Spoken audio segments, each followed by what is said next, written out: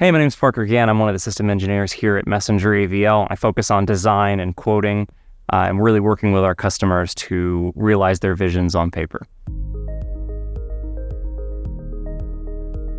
When it comes to talking about technical versus spiritual, I actually don't feel like there is anywhere near as much of a divide as a bystander might think. We're a company that focuses on the inspirational aspect of how technology interacts with worship, right? So the two go hand in hand. And if you view them as adversarial, it's going to lead to a lot of frustration. We really stress as a company that the most successful projects are the ones where the two combine, that the church stops seeing technology and like worship and creativity as separate things and starts to join them together. So our design philosophy is exactly linked into that set of principles. It really starts with understanding the creative vision of our customers. Our design process is centered around the idea that technology and worship go together rather than fight against each other. It starts with understanding a church's creative vision. I mean, my whole day is made up of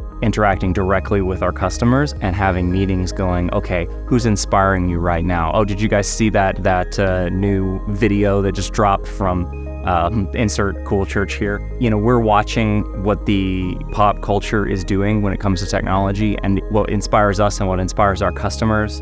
And then that informs the choices that we make. Once I understand what a customer wants to do creatively, what matters to them, what's the most important thing? Is it intimacy? Is it awe? Is it majesty? Is it perfection or chasing excellence? The values that matter to their creative, their worship departments and their pastors is what we roll in when we talk about design. Gear selection is always about supporting a bigger goal.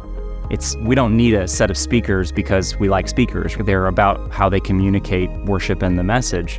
Same thing's true with video or lighting. We want to create a certain experience, an atmosphere when people come in that inspires them, that takes away everything that's going on outside in their daily lives. We want to bring them into this place that aligns with what their church is trying to do.